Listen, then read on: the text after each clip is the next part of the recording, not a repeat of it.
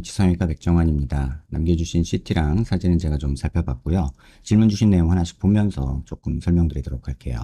일단 수술 전 CT가 있어서 요걸 기반으로 해서 얼굴뼈에 대한 분석을 먼저 좀 해보면요.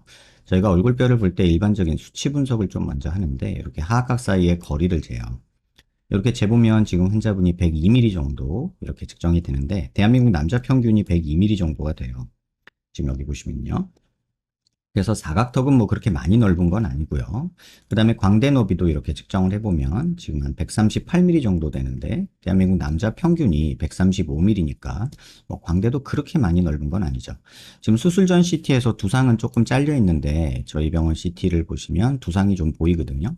그래서 두상은 어차피 수술한 부위가 아니니까 두상은 여기서 재보면 지금 이렇게 측정해보면 지금 154mm 정도 이렇게 측정이 되죠. 근데 대한민국 남자 평균이 이게 148mm니까 두상은 크고 광대는 조금 크고 사각턱은 평균 정도다라고 보시면 될 것 같고요. 정면에서 보는 거는 얼굴 길이를 보는데 이마뼈랑 코뼈 만나는 점에서 턱 끝까지 이 길이를 봐요. 그래서 여기서부터 여기까지를 재게 되는데 이렇게 재보면 지금 한 127mm 정도 측정이 되죠.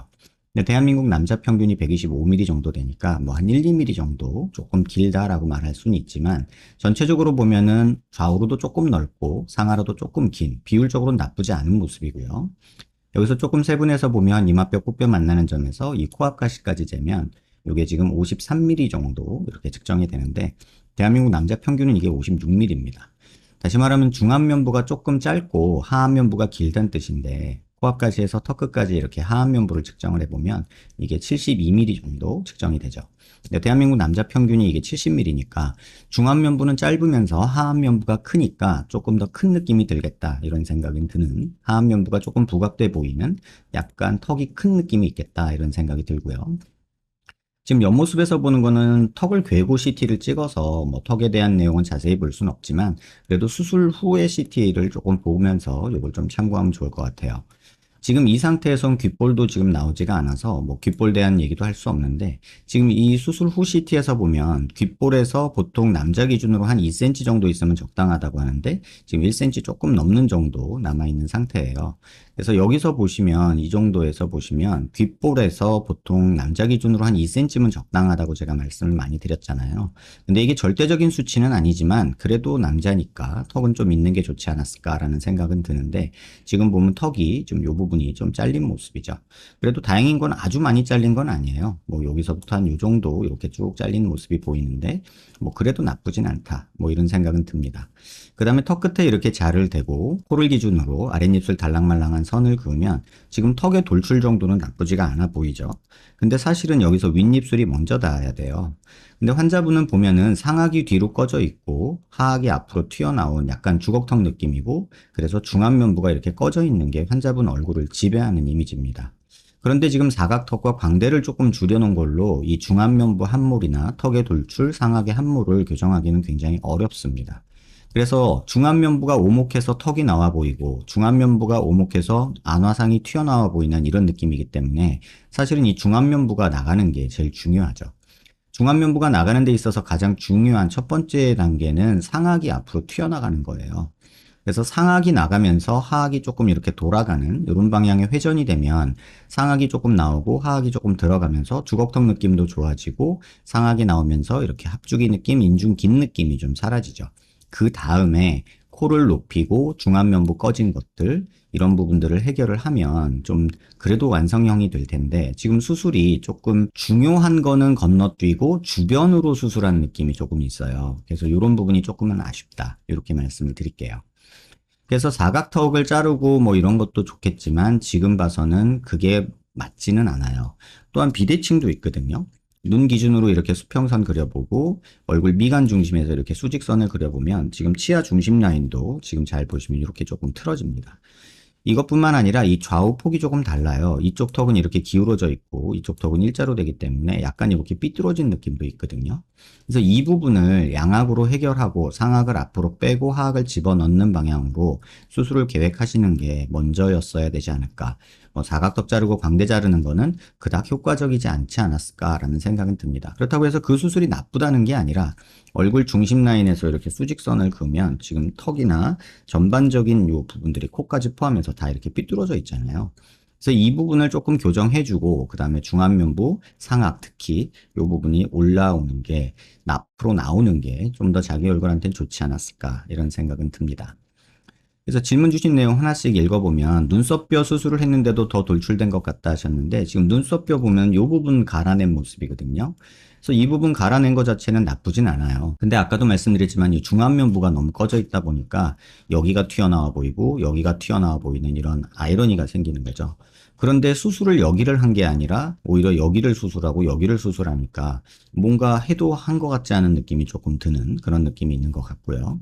그 다음에 눈이 작은 것 같다, 눈이 커지고 싶다 하셨는데 앞트임 조금 하면서 절개 쌍꺼풀 하시는 걸로 마무리 지셔도 되고 눈동자는 충분히 큰데 눈꺼풀이 지금 조금 덮고 있어서 그런 것 같다 이런 생각이 듭니다.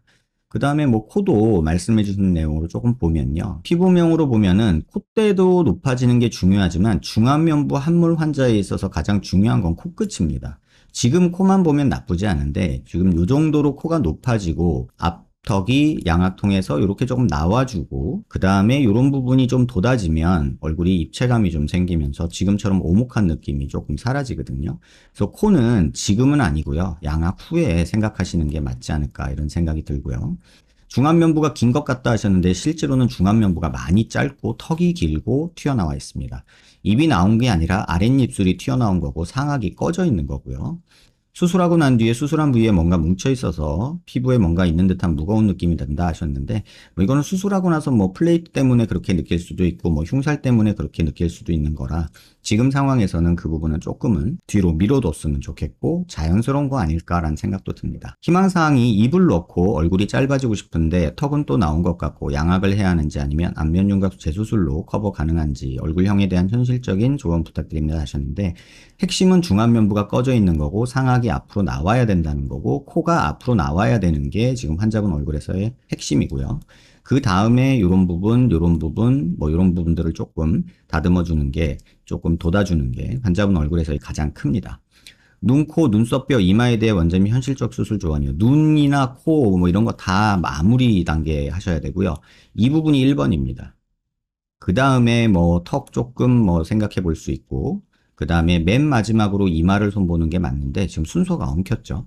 그래서 중안면부 쪽 특히나 양악 수술을 먼저 생각하시는 게 개인적으로는 맞지 않을까 이런 생각이 들고 만약에 양악은 난 죽어도 못하겠다 이런 생각이 드신다면 최소한 코를 높이고 여기 비순각을 올려주고 입술이 조금 나오게 뭐 필러든 노블캣이든 해서 올리고 앞광대도 좀 올려주고 여기 좀 올려주는 게 뭐 차선책이 되지 않을까 싶습니다. 하지만 지금 구강 구조나 이런 교합 관계를 보면 양악을 통해서 상악이 앞으로 나오고 하악이 빠지는 게 맞고요.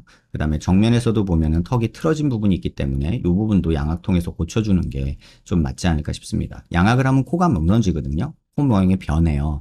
그러면 그 후에 양악 후에 코 모양을 다시 만들고 중안면부 쪽, 그 다음에 뭐 이마나 턱끝을 조금 어떻게 한다던가 이런 것들을 순서대로 고민하시는 게 좋지 않을까 이런 생각이 듭니다. 저희 외모에 대해 전체적으로 조언 부탁드려요. 현실적으로 부탁드립니다. 뭐가 문제고 어디를 어떻게 수술해야 괜찮을지랑 어떤 수술은 안 해도 되고 이런 식으로 보완해도 된다는 등 제가 볼 때 가장 베스트 초이스는 양악이 우선이 돼야 돼요.